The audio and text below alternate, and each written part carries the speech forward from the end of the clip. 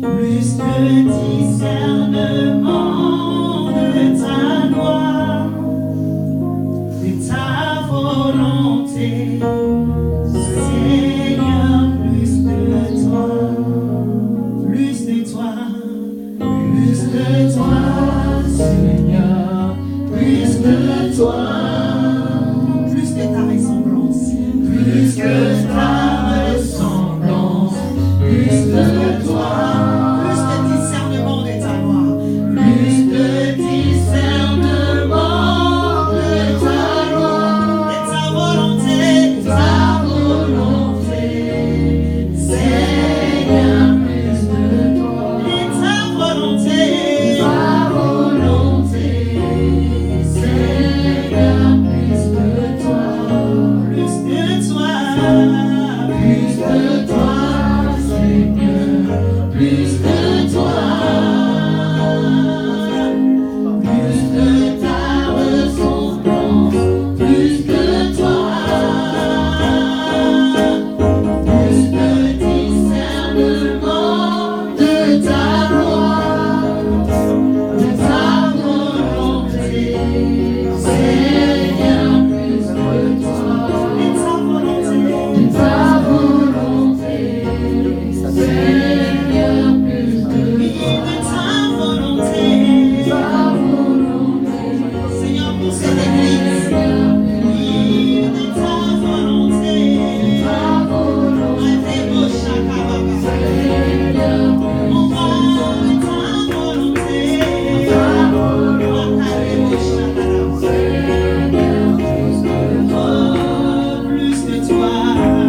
plus de toi, Seigneur, plus de toi, plus de ta ressemblance, Matebo Shakababa, plus de toi, oui, plus de discernement de ta volonté, Seigneur, plus de ta volonté, Matebo Shakababa.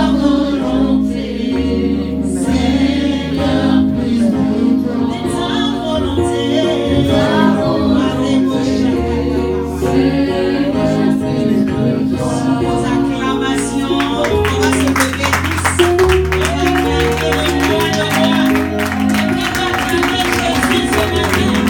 On va acclamer Jésus ce matin. On va proclamer Jésus ce matin. On va acclamer Jésus. Amen.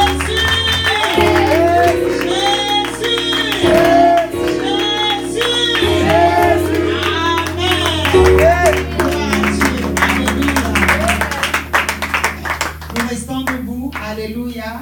Je vais introduire l'orateur du jour. Amen. Aujourd'hui, Dieu nous a fait la grâce de recevoir l'apôtre. Alléluia. Saint-Père de la foi. Amen. Un papa, un grand frère, un modèle. Alléluia. Dans la foi. Alléluia. Quand le Seigneur dit, il avait dit à Élie qu'il y a encore 7000 qui n'ont pas fléchi les genoux devant Baal. Alléluia. Dans notre génération aussi, il y a des gens, alléluia, qui font partie de la réserve des dieux, qui n'ont pas fléchi les genoux malgré le vent, malgré le marais. Alléluia. C'est un homme de Dieu que j'affectionne beaucoup.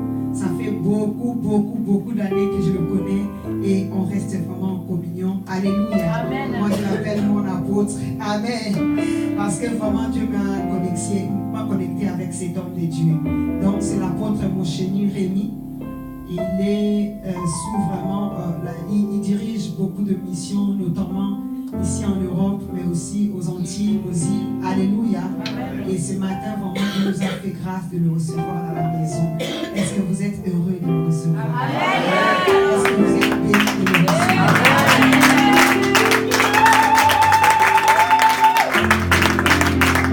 Alors, dites avec moi l'apôtre Mosheni. Prêche. Enseigne, prophétise, au nom de Jésus. Acclame le Seigneur, gloire à Dieu.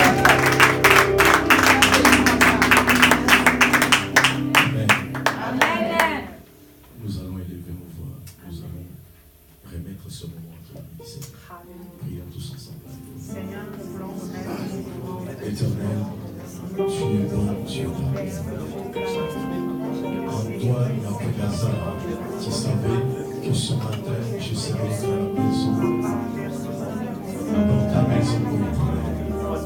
C'est pour cela que je te consacre ce matin en toute simplicité. Je disparais que toi tu puisses croître en moi. Que ce matin, toute parole qui sortira de ma bouche ne vienne que des trônes et des grâces. Et que cette parole puisse impacter nos vies.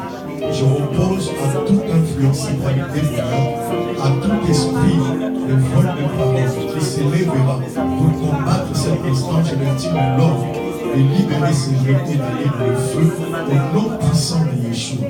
Père, j'établis maintenant ta royauté et ta seigneurie pour les jours. Que tu règnes à ton pouvoir. Commence avec le monde alpha et tu termineras avec le monde. Que toute la gloire te revienne à toi et à toi seul. Dans le nom puissant et précieux de Jésus, nous disons tous Amen. Amen. Amen. Amen. Place. Je salue la présence de tout un chacun. Amen. Je vous aime beaucoup. Amen. Alléluia. Amen.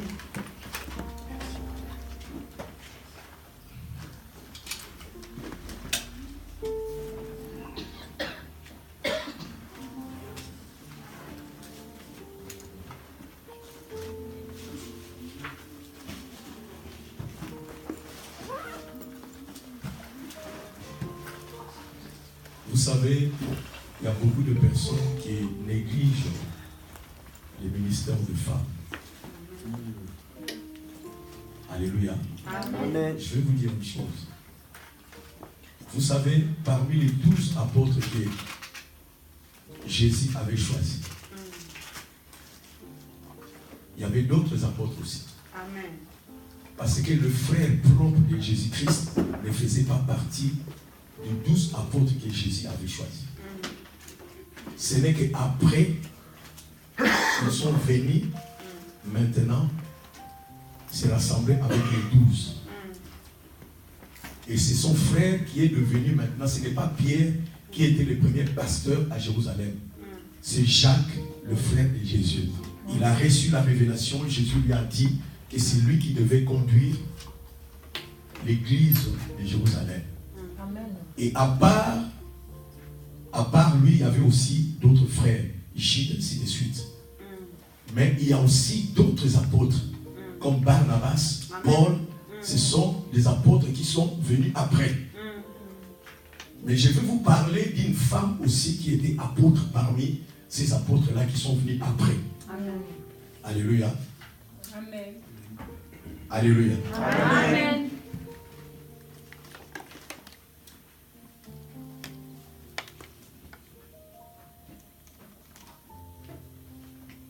Nous allons prendre Romains 16 au verset 7.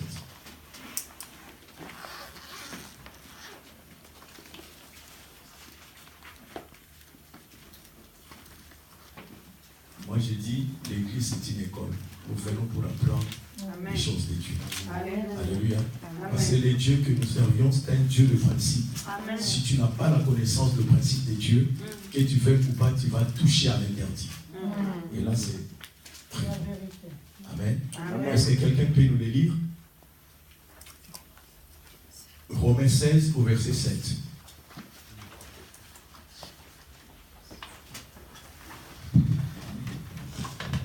Je lis la parole au nom Amen. de Jésus. Amen. Romains 16, verset 7. Saluez Andronicus et Junia, mes compatriotes et mes compagnons de détention. Qui est en train de parler là? C'est Paul. Continue. Ils sont très estimés parmi les apôtres et ils se sont même convertis à Christ avant moi. Saluez Amplias, mon bien-aimé dans le Seigneur. Saluez Urbain, notre collaborateur en Christ, et mon bien-aimé Stachys. Saluez Apelles, qui a fait ses preuves en Christ. Saluez ceux de l'entourage d'Aristobule. Saluez Hérodion, mon compatriote. Saluez ceux de l'entourage de Narcisse, qui appartiennent au Seigneur. Saluez Tryphène et Tryphose, elles qui travaillent pour le Seigneur. Saluez la bien-aimée Perside, qui a beaucoup travaillé pour le Seigneur. Saluez Rufus, celui qui a été choisi dans le Seigneur est sa mère, qui est aussi la mienne. Saluez Asyncrite, Phlégon, Hermès, Patrobas, Hermas et les frères et sœurs qui sont avec eux. Saluez Philologue et Julie, Nérée et sa sœur, ainsi qu'Olympe et tous les saints qui sont avec eux. Saluez-vous les uns les autres par un saint baiser. Tu as les noms de Ginias là. Oui. Amen. Amen. Ginias, c'est une femme. Amen. Elle était apôtre. Amen. Alléluia. Amen. Vous pouvez prendre place. Est-ce qu'on peut acclamer la parole? Amen.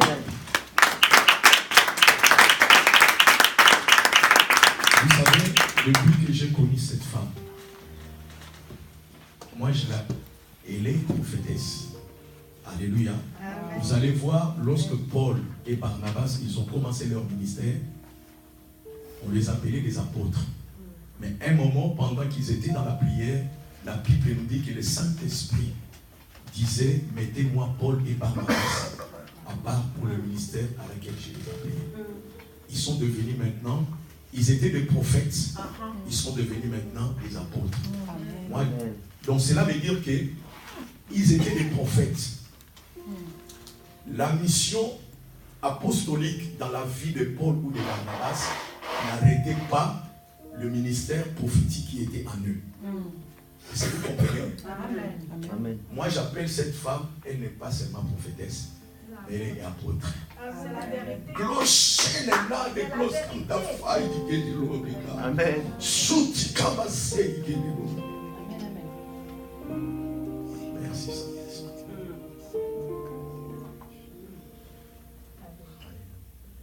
Lorsque nous venons dans l'église, nous devons savoir qu'est-ce que nous venons chercher ici.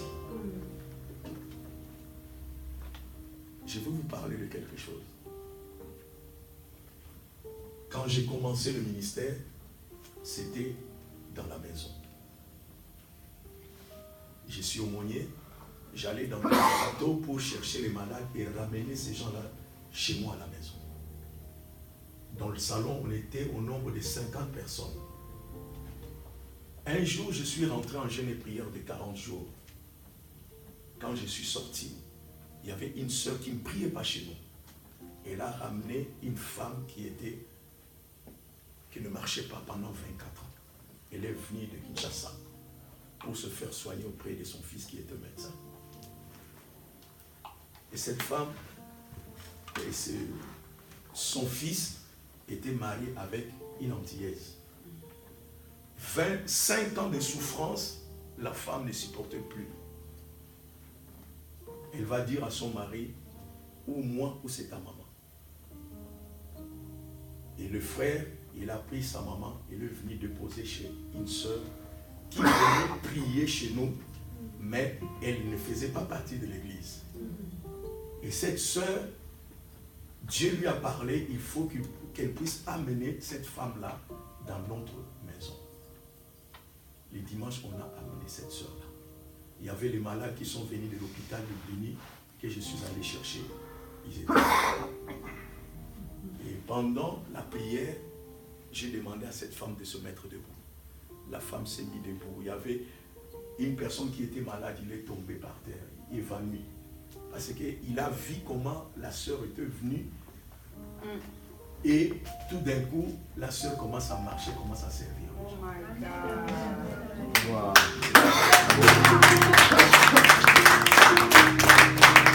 Notre maison est justement derrière la police. Il y avait tellement de bruit, les voisins commençaient à crier et ils ont appelé la police. La police était venue. On était au 5e mois du ministère. La police était venue comme dans le terrain de foot avec la carte jaune. Et il m'appelle, Monsieur Moucheni, voilà la carte jaune. Si tu continues encore, on va te présenter la carte rouge. Toi et ta famille, vous serez dehors. Alléluia. Amen. Je commence à prier à Dieu, Seigneur. Tu m'as appelé pour ça. tu fais que je puisse rester dehors, moi et ma famille. Dieu a un plan. Alléluia. Alléluia. Amen. Mais à un homme de Dieu, c'est un prophète, je ne cite pas son nom. Il était dans une salle à Évry. Et il y avait beaucoup de gens qui voulaient prendre sa salle. Parce qu'il devait quitter la salle. Il m'a appelé. La semaine d'après, nous sommes rentrés dans cette salle-là. Et cet homme-là, on avait une alliance avec lui. Pendant qu'il priait, il va m'appeler un jour et me dit, Pasteur Rémi, j'ai vu dans les sonnes une lumière qui est en train d'éclairer les sonnes. Mais la lumière là, ça provient de votre église. La parole Alléluia. C'est là où ça a commencé le combat. Prophétesse Sylvie ne connaît pas ces que je suis en train de parler là. C'est là où les combats ont commencé. Moi, j'étais au rez-de-chaussée. Les syndics de cet immeuble-là, ils ont commencé à me malmener. Il y avait la police qui passait, la gendarmerie, les CRS, et jusqu'à ce qu'ils m'ont ramené au tribunal. Les bailleurs qui me supportaient, à un moment donné, ils ne pouvaient pas. Il est venu me voir. Même, ils nous ont fait faire des travaux. Et cet homme-là va me dire, en tout cas, Pasteur Rémi, je ne peux plus continuer. Tu es obligé de quitter.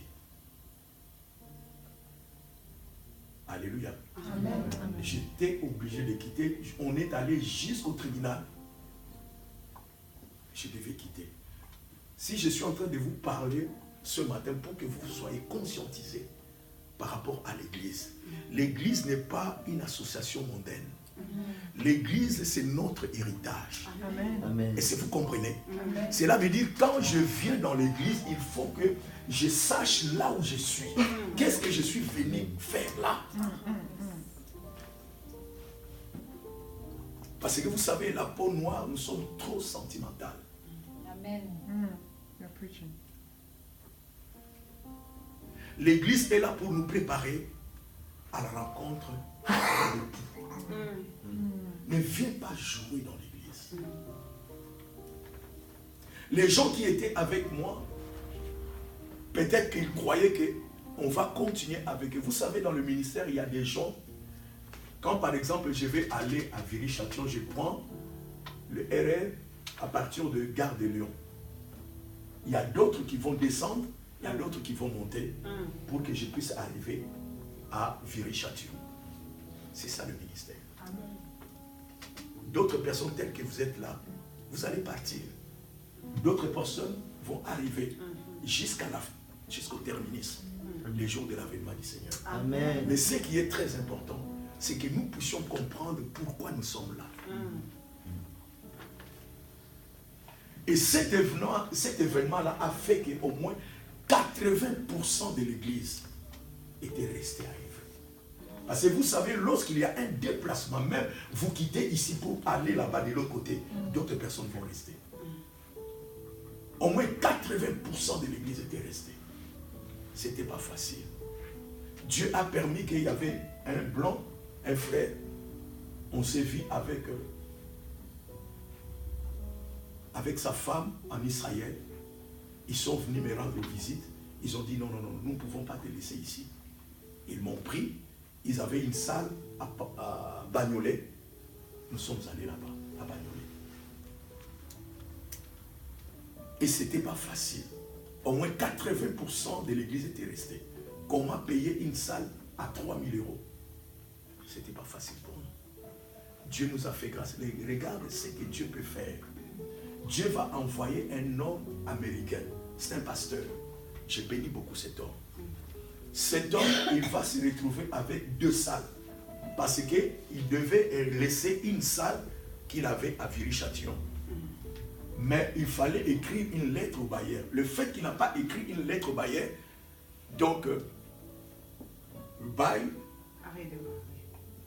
c'était renouvelé. directement. Donc il va se retrouver avec 2 salles. Et il y avait un homme de Dieu aussi qui faisait de marche pour Jésus en Israël. C'est un blanc. Il m'a appelé. Il m'a dit, Pasteur Rémi, Dieu m'a mis à cœur que je puisse t'appeler pour te parler d'une salle qui se trouve à Viry-Châtillon. Regarde maintenant ce que cet homme va faire. Il va prendre 1200 euros. Il va me donner.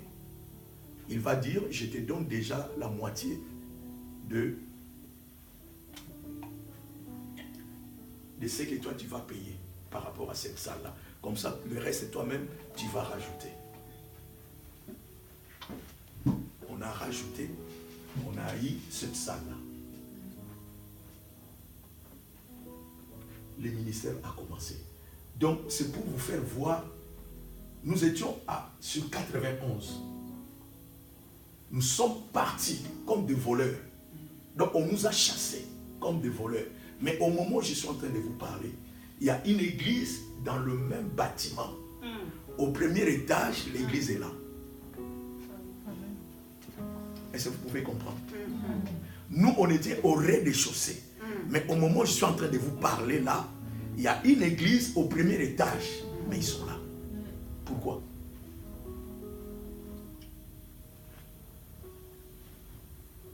Pourquoi? C'est pour vous faire voir que Évry, c'est la capitale de l'Essonne. Donc, il y a des choses diaboliques à Évry. Une fois, l'un de mes enfants est venu me voir. Il m'a dit, apôtre, tu sais pourquoi nous avons quitté Évry? Parce qu'on bougeait beaucoup Évry. On bougeait beaucoup l'Essonne. Je suis en train de vous parler de ces choses-là pour que vous soyez interpellés. Toutes les églises ne fonctionnent pas pareil.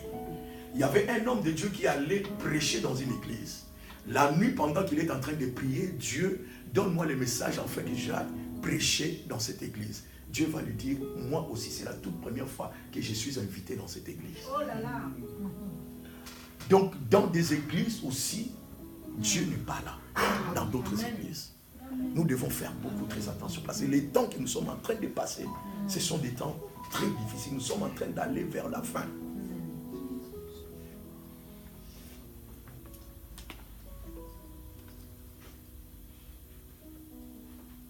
Je vais rentrer dans le but du sujet de mon message.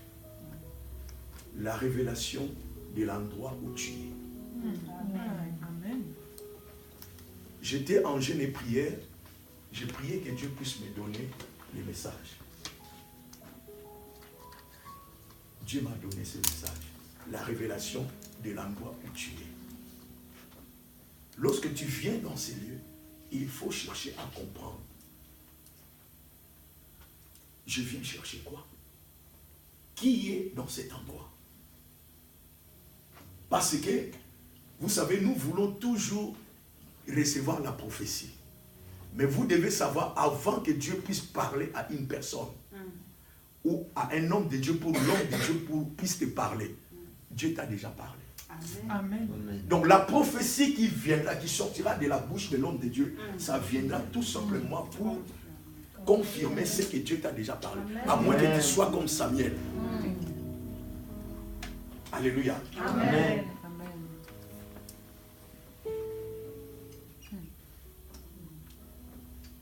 Nous allons prendre les livres de Genèse, chapitre 18.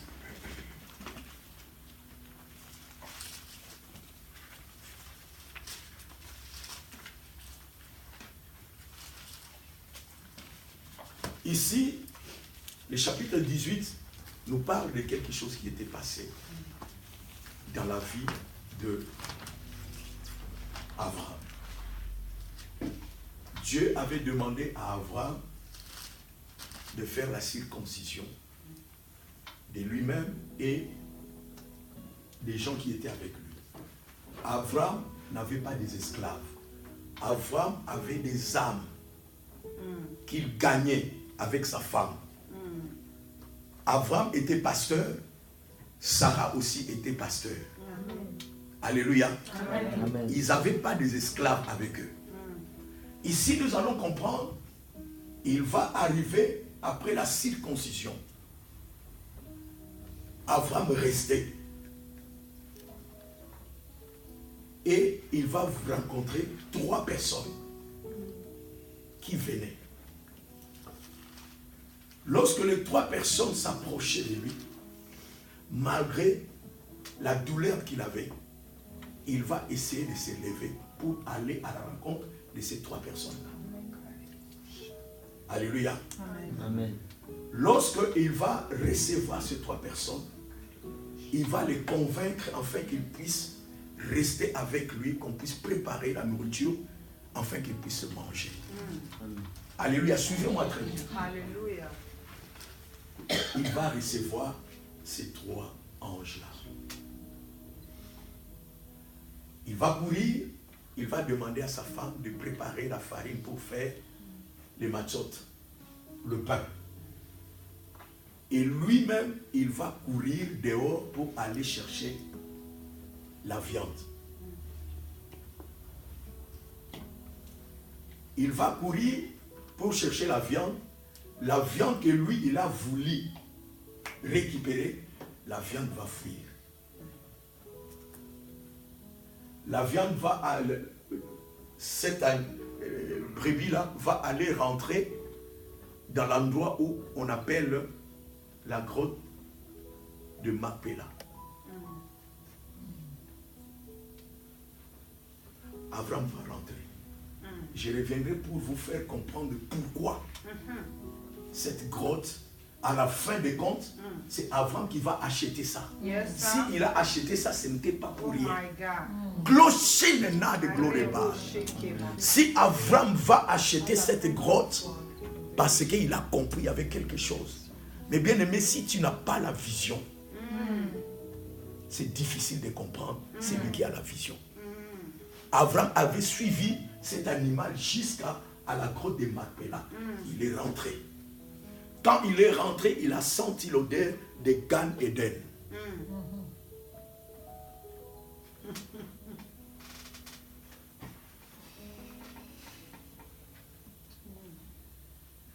Abraham a senti l'odeur de Gan Eden. Il va voir dans la vision là où Dieu avait enterré Adam et Ève. Dans cette grotte-là. Talk to me. Il va sortir. Il va garder ça dans son cœur.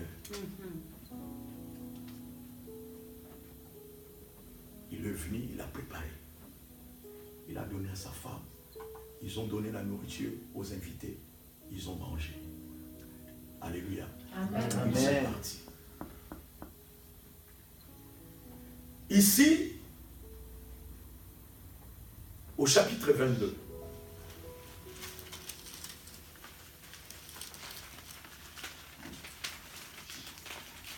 au chapitre 22, Dieu va dire à Abraham ceci.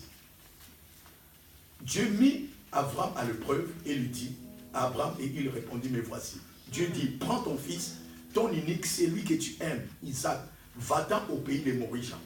Et là, offre-les à l'Holocauste, sur l'une des montagnes que je te dirai.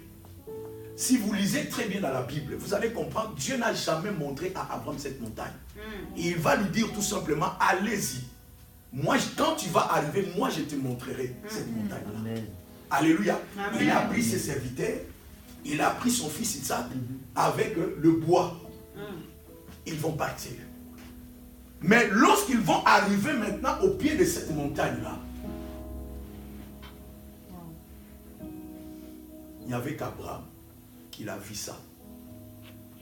Il y avait Isaac qui a vu ça. Mais les serviteurs qui étaient avec eux n'ont pas pu voir ça.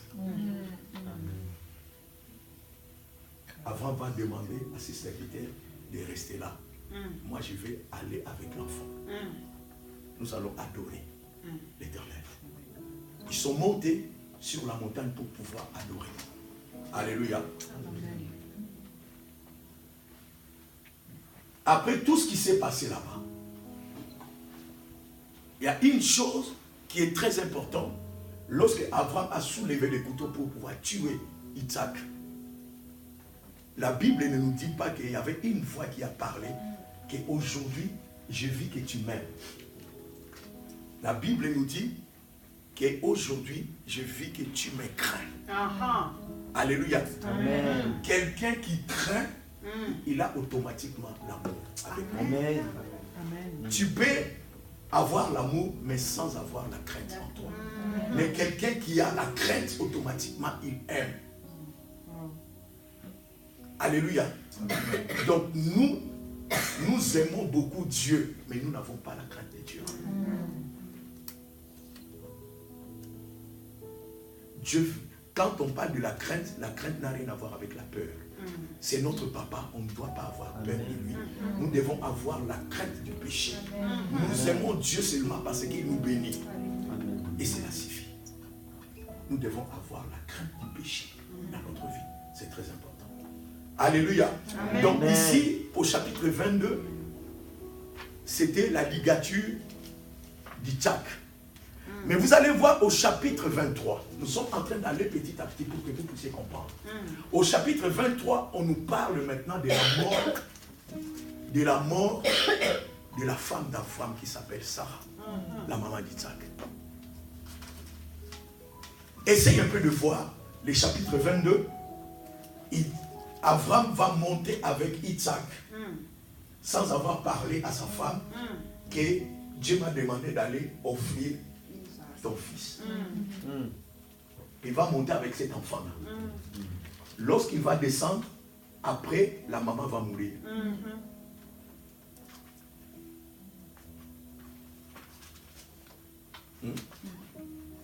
Est-ce que vous arrivez à comprendre?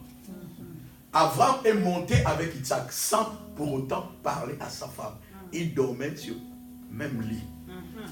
Ils mangeaient ensemble. Ils étaient du matin au soir ensemble. Mais à la ligature de son fils, il n'a jamais parlé à sa femme.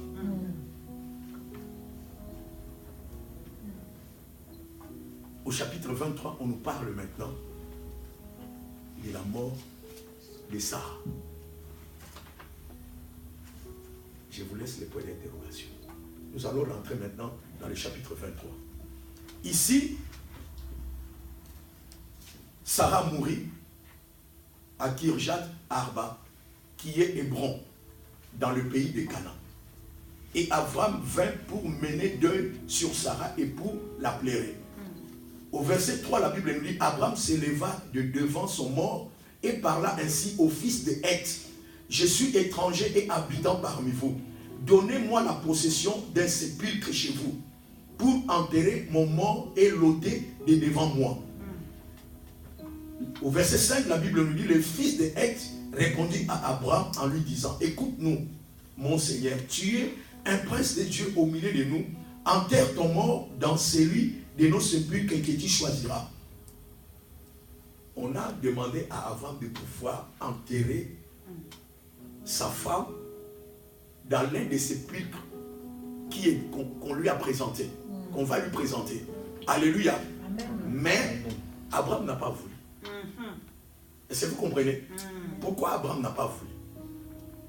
Parce que lui, il a remarqué quelque chose qui était très important que d'autres personnes, même les enfants de Heth, ils étaient propriétaires, mais ils ne savaient qu'est-ce qui s'est passé, ils ne savaient pas qu'est-ce qui était dans cette grotte-là. Est-ce qu'on peut avancer?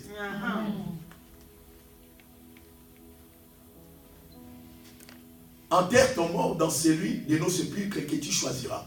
Aucun de nous ne te refusera son sépulcre pour enterrer ton mort. Au verset 7, Abraham s'éleva et se prosterna devant le peuple du pays, devant le fils de Heth, et il leur parla ainsi. Si vous permettez que j'enterre mon mort et que je l'ôte de devant mes yeux, écoutez-moi et priez pour moi, Ephron, fils de Tchocha, de me céder la caverne de Macpéla, qui lui appartient. Oh, on te présente nos sépulcres pour que tu puisses enterrer ton mort, mais lui ne veut pas. Il veut toujours qu'on puisse lui donner, alléluia, la caverne de Macpéla. qui lui appartient à l'extrémité de son champ, de me la céder contre sa valeur en argent. Vous savez, nous, beaucoup des enfants de Dieu, nous voulons toujours des choses gratuites.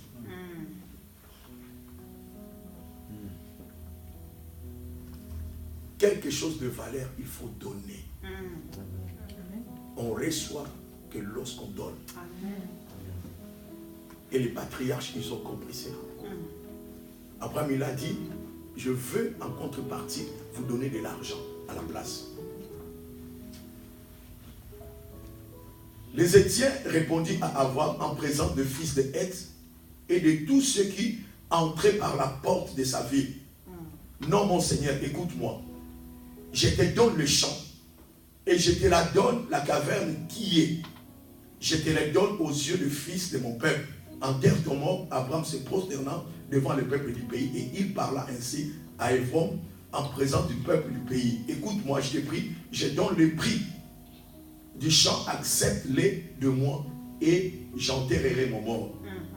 Et Évron répondit à Abraham en lui disant, mon Seigneur, écoute-moi, une terre de 400 cycles d'argent. Qu'est-ce que c'est là entre moi et toi? Enterre ton mort. Abraham comprit Évron et Abraham pesa à Évron l'argent qu'il avait dit en présence de fils de Heth. 400 cycles d'argent ayant cours chez le marchand. Donc Abraham va payer cela. Comme en ce moment, il n'avait pas de terre, il va aller voir le fils de Heth pour pouvoir enterrer son mort. Notez bien ici, nous allons comprendre que si Abraham a voulu acquérir la grotte de Macpéla, qui appartenait au fils de Heth, parce qu'il y avait quelque chose de précieux dedans. C'était la lumière de Gan Eden, tandis que pour le fils de Heth, l'endroit était obscur. Si tu as la révélation, il y a des choses que Dieu va commencer à te montrer et que les autres ne pourront ni comprendre. Alléluia. Amen. Nous allons aller dans les livres d'Exode 3, 1 à 6. Je veux qu'une personne puisse nous les lire. Exode 3, 1 à 6. J'ai la parole en Jésus. Amen. Moïse faisait paître le troupeau de Jéthro, son père, sacrificateur de Madian. Et il mena le troupeau derrière le désert et vint à la montagne de Dieu à Horeb. L'ange de l'Éternel lui apparut dans une flamme de feu, au milieu d'un buisson. Moïse regarda, et voici, le buisson était tout en feu, et le buisson ne se consumait point. Moïse dit, je veux me détourner pour voir quelle est cette grande vision, et pourquoi le buisson ne se consume point. L'Éternel vit qu'il se détournait pour voir, et Dieu l'appela du milieu du buisson et dit, Moïse, Moïse. Il répondit, me voici. Dieu dit, n'approche point d'ici, ôte tes souliers de tes pieds, car le lieu sur lequel tu te tiens est une terre sainte. Il ajouta, je suis le Dieu de ton père, le Dieu d'Abraham, le Dieu d'Isaac et le Dieu de Jacob. Moïse se cacha le visage, car il craignait de regarder Dieu. Amen. Amen. Vous pouvez prendre place. Ici, vous allez comprendre. Je vous ai expliqué qu'Abraham n'avait pas des esclaves. Il a commencé le ministère seul avec son épouse. Alléluia. Vous savez ce qu'Abraham faisait? Lui, il était dans un endroit où il y avait des personnes qui passaient avant d'aller de l'autre côté. Il passait devant chez Abraham. Abraham nourrissait les gens. Et quand Abraham nourrissait les gens, à la fin, il va te demander que nous puissions prier. Les dieux que moi j'ai pris. Si tu acceptes, vous priez avec lui. Si tu n'acceptes pas, tu vas lui payer l'argent par rapport à la nourriture que tu as mangée. Alors, la moindre des choses, c'est quoi? De prier. Est-ce que vous comprenez? C'est de cette façon-là qu'Abraham récupérait les âmes auprès de lui. Ici, on est en train de nous parler de ce qui s'est passé à Horeb, la montagne de Dieu. Moïse, qui va fuir l'Égypte, Dieu va l'amener auprès de son beau-père. Vous savez, le beau-père de Moïse, Jéthro. Ici, Moïse commence à paître les brebis. C'était dans le plan de Dieu. Alléluia. C'était dans le plan de Dieu. C'était une école que Dieu a introduit Moïse. Moïse commence à paître les brebis.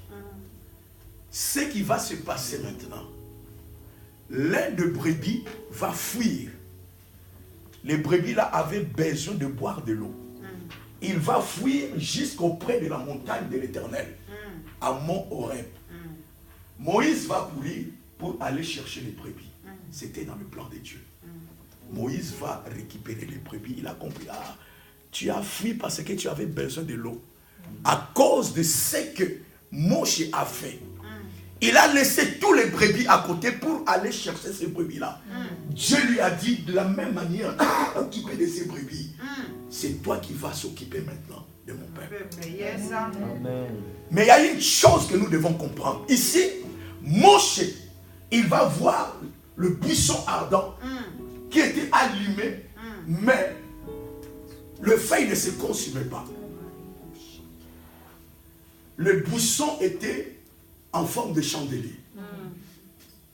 Ici, vous allez comprendre, Moïse, il s'est dit non, moi je vais m'approcher parce que Moïse, la Bible nous dit, il était grandi à la sagesse égyptienne. Donc, Moïse avait une dimension dans la sorcellerie que vous ne pouvez pas imaginer. Est-ce que vous comprenez? On va dire les choses telles qu'elles sont. Moïse était dans un niveau élevé. Et quand il va arriver maintenant devant le buisson ardent, l'image que lui, il était en train de voir, Dieu est en train de lui envoyer un message par rapport à ce qui est en train de se passer en Égypte. Cela veut dire que Pharaon est en train de faire souffrir mon peuple. Pour les détruire, ils n'arriveront pas. Il n'arrivera pas. Cette image de ce buisson-là qui était en feu, mais ne se consumait pas. C'était un message que Dieu était en train de transmettre à Moïse. Mais il y a une chose que nous devons comprendre. Moïse était seul. Il a voulu s'approcher. Parce que si c'était toi et moi, on devait avoir peur de ce qui était en train de se passer. Mais Moïse, comme il avait l'habitude, il a voulu s'approcher du buisson. Dieu va lui dire, ne t'approche pas. Le lieu que tu te trouves là, c'est un lieu saint. Ôte tes sandales. Moïse, il était seul. Est-ce que vous comprenez? Moïse était seul. Moïse ne pouvait jamais comprendre qu'un jour, ils sont rentrés dans l'Égypte au nombre de 70. Ils vont sortir de l'Égypte au nombre de 600 000, sans compter les femmes et les enfants. Amen. Je ne sais pas si vous arrivez à comprendre ce que je suis en train d'insister.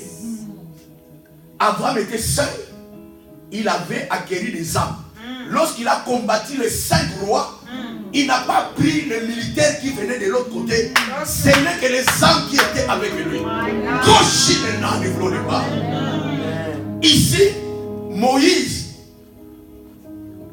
va faire sortir Israël en Égypte au nombre de 600 000.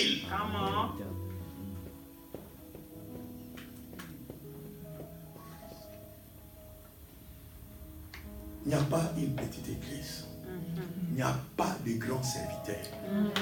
Nous sommes des petits serviteurs, mais avec un grand Dieu. Et derrière chaque personne telle que nous sommes là, Dieu va des milliers et des milliers de personnes qui viennent là après vous. Il n'y a pas de petite église. L'église que Yeshua a fait couler son sang, c'est une grande église qu'on ne peut jamais imaginer. Alléluia. Amen.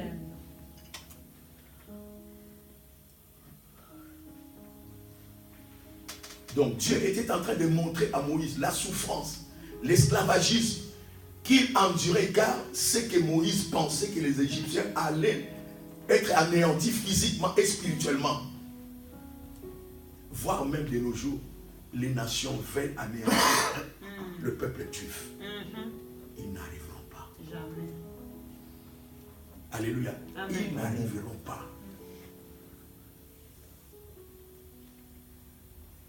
Nous allons prendre maintenant Genèse 28, 10 à 22.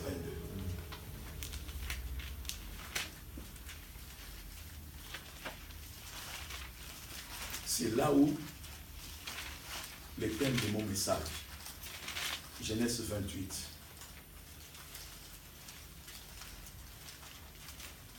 J'ai lu la parole de Dieu. Amen. La Bible nous dit ceci. Jacob partit de Beersheba.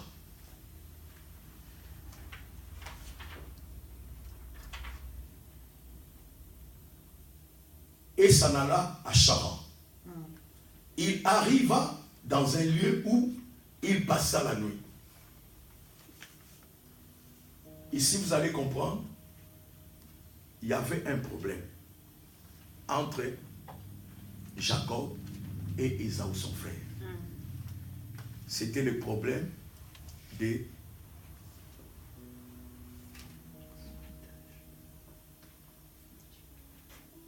son frère Ésaü avait vendu son droit d'aînesse.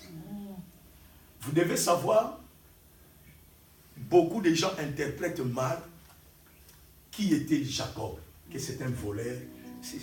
On parle beaucoup de mal de Jacob. Jacob n'était pas un voleur. Jacob était quelqu'un qui s'attachait beaucoup à sa maman. Jacob était quelqu'un qui s'attachait beaucoup à la lecture de la Torah. Il était l'homme détente. Jacob, en lui, il a compris quelque chose. Parce qu'en Israël, les fils aînés, ils ont double bénédiction. Cela veut dire la bénédiction matérielle et spirituelle. Yes. Jacob, en tant qu'un enfant qui s'attachait beaucoup à la lecture de la Torah, il a compris que son frère Ésaü, lui, il était un ambianceur. Même lorsqu'il allait à la chasse, il volait les animaux des gens. Et c'est pour cela qu'il va voir, avant que son père puisse les bénir, il va lui dire maintenant, je veux que tu ailles chercher un animal pour moi. Alléluia. Amen. Ici, or nous devons comprendre, parce que ce qu'ils ont reçu à partir d'Adam, ça descendait de génération en génération par rapport à ce que Dieu faisait dans leur vie. Donc ces enfants-là, ce n'étaient pas de n'importe qui. Les 12 tribus d'Israël, ils étaient de saints, des gens qui connaissaient vraiment la parole de Dieu. Alléluia. Amen. Donc ici, Jacob, dans sa tête, il se disait, mais si mon frère Ésaü, de la façon qu'il est en train d'agir, comment est-ce qu'un jour il pouvait venir rentrer dans le lieu très saint où va se trouver l'arche de l'Éternel? Il va mourir. Donc entre les enfants, ils se parlaient par rapport à la sacrificature. Et Ésaü, comme lui, il ne préférait pas ces choses-là. C'est pour cela qu'il avait la facilité de vendre son droit d'aînesse. Alléluia. Jacob va quitter maintenant ses parents par l'influence de sa maman. Parce que sa maman savait très bien que son frère allait le tuer. Il va partir. Mais si vous regardez très bien, lorsque Jacob a quitté ses parents, il n'est pas allé directement chez Laban. Parce que je vais vous ramener pour que vous puissiez comprendre quelque chose. Avant la mort d'Abraham, il va appeler son serviteur Eliezer. Il va lui donner 10 chameaux avec le cadeau pour qu'il aille chercher une femme pour son fils Isaac. Est-ce que vous comprenez? Mais cet enfant Jacob, lorsqu'il va quitter sa famille, son père, il savait ce que Dieu a fait pour lui. Mais il n'a donné même pas un centime à Jacob pour aller chercher la femme. Non. Est-ce que vous comprenez? Donc Jacob est sorti de chez parents bréduits. Il n'avait absolument rien.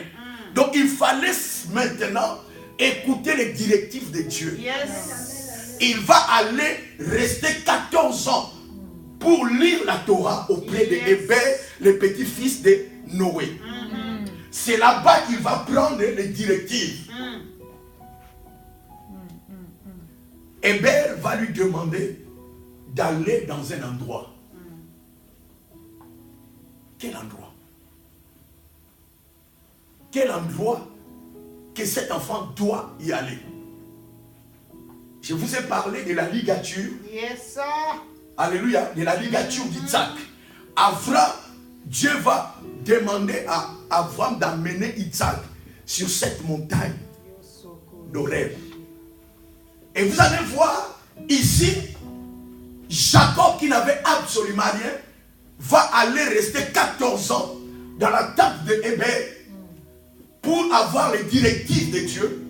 Et il va aller aussi dans un endroit. Quel endroit? Alléluia.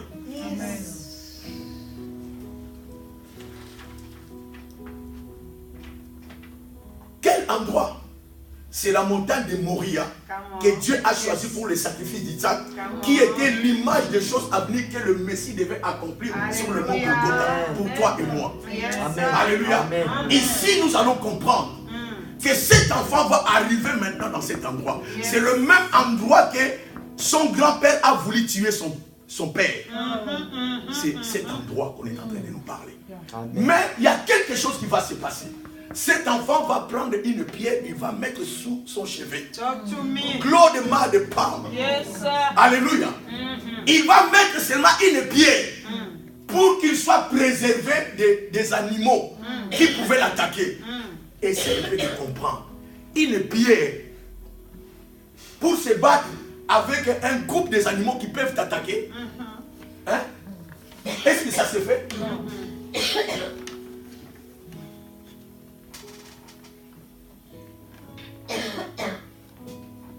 Dieu est bon. Amen. Dieu est bon. Dis à ton voisin, Dieu est bon. Dieu est bon. Pendant qu'il est en train de dormir, il va avoir une vision. Il y a une chaîne qui descend du ciel sur la terre. Il est en train de voir les anges monter, descendre.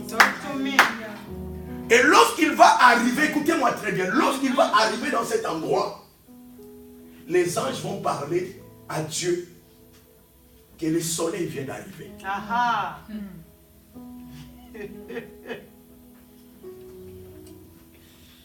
Ces noms-là, Jacob a gardé cela que pour lui. Il n'a jamais parlé de cela à personne. Jusqu'à sa mort. Les anges qui appelaient Jacob le soleil viennent d'arriver. Il va recevoir cette vision.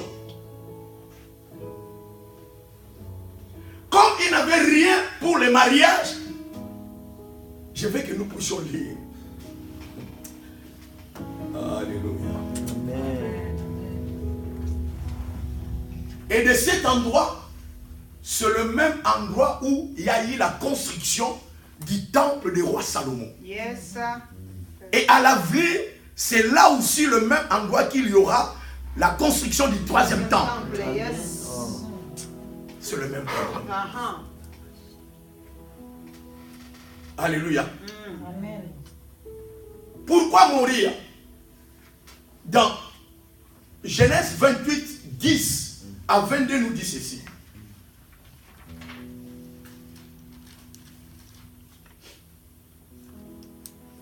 Il passa la nuit car le soleil était couché et il prit une pierre dont il fit son chevet.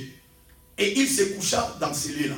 Il y eut un songe et voici une chaîne était appuyée sur la terre et son sommet touchait au ciel. Et voici les anges de Dieu montaient et descendaient par cette chaîne. Et voici l'Éternel se tenait au-dessus d'elle. Et il dit, je suis l'Éternel, le Dieu d'Abraham, ton père, et le Dieu d'Isaac. La terre sur laquelle tu es couché, je la donnerai à toi et à ta postérité. Vous allez voir ici la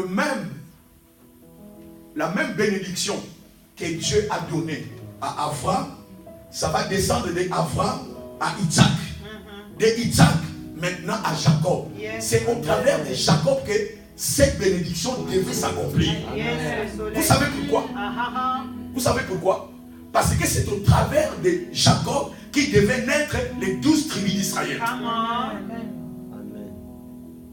Alléluia.